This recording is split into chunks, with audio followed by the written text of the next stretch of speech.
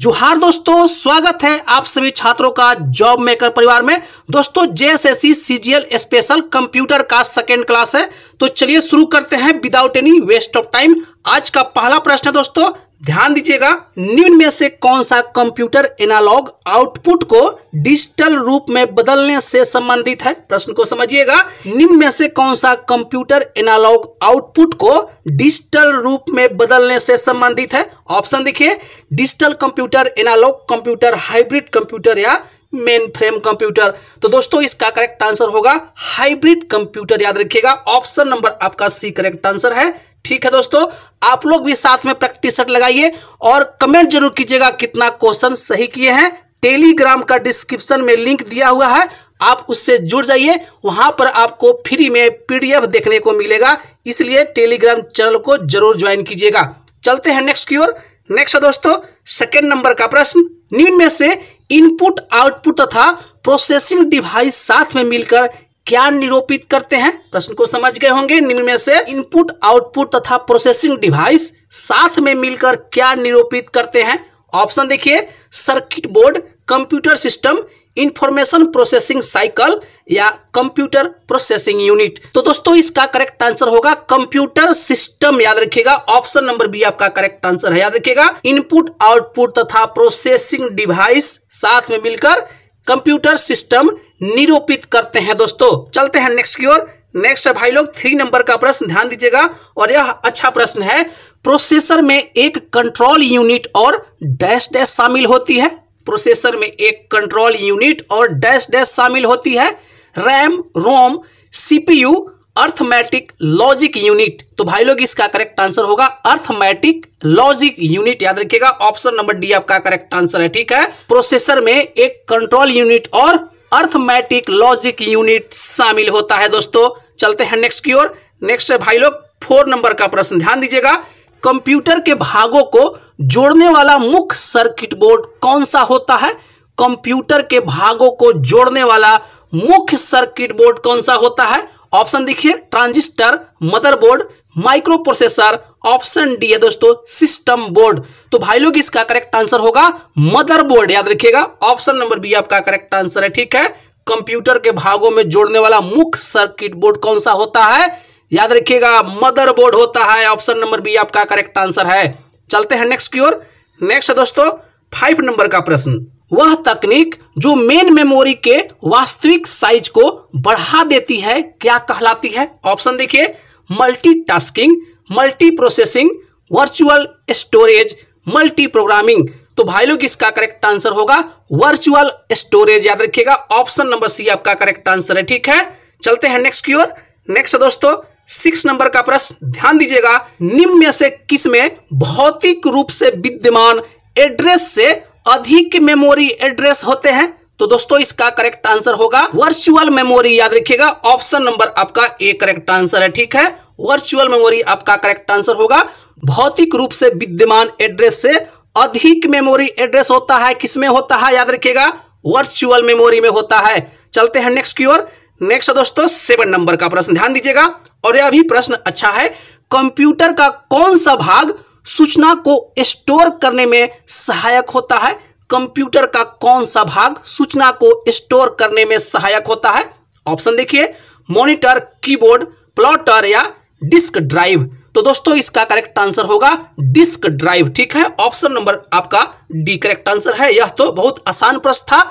चलते हैं नेक्स्ट की ओर। नेक्स्ट दोस्तों 8 नंबर का प्रश्न, ध्यान दीजिएगा, फ्लॉपी डिस्क पर डाटा को रिंग में रिकॉर्ड करना क्या कहलाता है। प्रश्न को समझिएगा, फ्लॉपी डिस्क पर डाटा को रिंग में रिकॉर्ड करना क्या कहलाता है। ऑप्शन है दोस्तों flip, rounders, ring, option D है दोस्तों सेगमेंटस। तो भाई लोग इसका करेक्ट आंसर होगा सेगमेंटस। ठीक है, ऑप्शन नंबर डी आपका करेक्ट आंसर है। याद रखिएगा, फ्लॉपी डिस्क पर डाटा को रिंग में रिकॉर्ड करना क्या कहलाता है, सेगमेंटस कहलाता है। ऑप्शन नंबर आपका डी करेक्ट आंसर है। चलते हैं नेक्स्ट की ओर।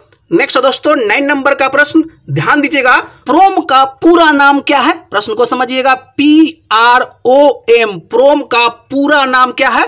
तो दोस्तों इसका करेक्ट आंसर होगा प्रोग्रामेबल रीड ओनली मेमोरी। याद रखिएगा, programmable read only memory. Option number आपका ए करेक्ट आंसर है। दोस्तों याद रखिएगा, प्रोम का पूरा नाम क्या है, दोस्तों प्रोग्रामेबल रीड ओनली मेमोरी। चलते हैं नेक्स्ट की ओर। नेक्स्ट दोस्तों 10 नंबर का प्रश्न, ध्यान दीजिएगा। कौन सी मेमोरी टेम्पोररी मेमोरी की तरह प्रयोग की जाती है? प्रश्न को समझिएगा दोस्तों, अच्छा प्रश्न है। कौन सी मेमोरी टेम्पोररी मेमोरी की तरह प्रयोग की जाती है? तो भाई लोग इसका करेक्ट आंसर होगा वोलेटाइल मेमोरी। याद रखिएगा क्या होगा आंसर, तो volatile memory, option number B आपका करेक्ट आंसर है। चलिए नेक्स्ट की ओर चलते हैं। नेक्स्ट दोस्तों 11 नंबर का प्रश्न, कंप्यूटर में स्थित अस्थाई मेमोरी को क्या कहते हैं? कंप्यूटर में स्थित अस्थाई मेमोरी को क्या कहते हैं? ऑप्शन देखिए, रैम, रोम, सीपीयू, ऑप्शन डी है दोस्तों सीडी रोम। तो भाई लोग इसका करेक्ट आंसर होगा रोम को अस्थाई मेमोरी कहते हैं। ऑप्शन नंबर बी आपका करेक्ट आंसर है, ROM। याद रखिएगा। चलते हैं नेक्स्ट की ओर दोस्तों। नेक्स्ट है 12 नंबर का प्रश्न, ध्यान दीजिएगा। सॉफ्टवेयर का प्राथमिक उद्देश्य डाटा को डैश डैश में परिवर्तित करना है। प्रश्न को समझिएगा। सॉफ्टवेयर का प्राथमिक उद्देश्य डाटा को डैश डैश में परिवर्तित करना है। तो दोस्तों इसका करेक्ट आंसर होगा इंफॉर्मेशन। याद रखिएगा, ऑप्शन नंबर सी आपका करेक्ट आंसर है। ठीक है, सॉफ्टवेयर का प्राथमिक उद्देश्य डेटा को क्या करना है, तो इंफॉर्मेशन में परिवर्तित करना होता है। चलते हैं नेक्स्ट की ओर। नेक्स्ट दोस्तों 13 नंबर का प्रश्न, कंप्यूटर्स के संदर्भ में सॉफ्टवेयर का क्या अर्थ है? प्रश्न को समझ गए होंगे। कंप्यूटर्स के संदर्भ में सॉफ्टवेयर का क्या अर्थ है? तो भाई लोग इसका करेक्ट आंसर होगा कंप्यूटर को प्रोग्राम करना। याद रखिएगा, ऑप्शन नंबर ए आपका करेक्ट आंसर है। ठीक है, कंप्यूटर्स के संदर्भ में सॉफ्टवेयर का क्या अर्थ है, तो कंप्यूटर को प्रोग्राम्स करना। ऑप्शन नंबर ए आपका करेक्ट आंसर है। चलिए नेक्स्ट की ओर चलते हैं। नेक्स्ट है दोस्तों 14 नंबर का प्रश्न, कौन से कैटेगरी बायोस का अच्छे से निवारण करती है? प्रश्न को समझिएगा, कौन सी कैटेगरी बायोस का अच्छे से निवारण करती है? तो दोस्तों इसका करेक्ट आंसर होगा फॉर्मवेयर। याद रखिएगा, ऑप्शन नंबर आपका बी करेक्ट आंसर है। ठीक है, फॉर्मवेयर क्या करता है, तो अच्छे से बायोस का निवारण करता है। दोस्तों ऑप्शन नंबर बी आपका करेक्ट आंसर है। चलते हैं नेक्स्ट की ओर। नेक्स्ट दोस्तों 15 नंबर का प्रश्न, और यह भी प्रश्न बहुत अच्छा है। डैश डैश हार्डवेयर तथा सॉफ्टवेयर का संयोजन होता है। डैश डैश हार्डवेयर तथा सॉफ्टवेयर का संयोजन होता है। तो भाई लोग इसका करेक्ट आंसर होगा फॉर्मवेयर। याद रखिएगा, ऑप्शन नंबर डी आपका करेक्ट आंसर है। ठीक है, फॉर्मवेयर क्या करता है, तो हार्डवेयर तथा सॉफ्टवेयर का संयोजन करता है। दोस्तों ऑप्शन नंबर आपका डी करेक्ट आंसर है। चलिए नेक्स्ट की ओर चलते हैं। नेक्स्ट है दोस्तों 16 नंबर का प्रश्न, ओपन सोर्स सॉफ्टवेयर का उदाहरण कौन है? ओपन सोर्स सॉफ्टवेयर का उदाहरण कौन सा है? ऑप्शन देखिए, लाइनेक्स, MySQL, यूनिक्स या यह सभी। तो दोस्तों इसका करेक्ट आंसर होगा ये सभी। ठीक है, ऑप्शन नंबर डी आपका करेक्ट आंसर है। ठीक, ओपन सोर्स सॉफ्टवेयर का उदाहरण यह सभी हैं दोस्तों, लाइनेक्स, MySQL एंड यूनिक्स, यह तीनों जो है दोस्तों ओपन सोर्स सॉफ्टवेयर का उदाहरण है। चलते हैं नेक्स्ट की ओर। 17 नंबर का प्रश्न है, ध्यान दीजिएगा। निम्न में से कौन सा ओपन सोर्स सॉफ्टवेयर नहीं है? निम्न में से कौन सा ओपन सोर्स सॉफ्टवेयर नहीं है?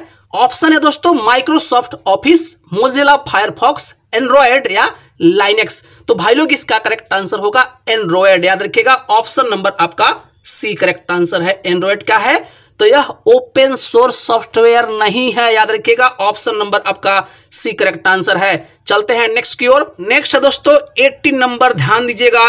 निम्न में से कौन से सॉफ्टवेयर का सोर्स कोड मॉडिफाई के लिए उपलब्ध है? प्रश्न को समझिएगा, निम्न में से कौन से सॉफ्टवेयर का सोर्स कोड मॉडिफाई के लिए उपलब्ध है?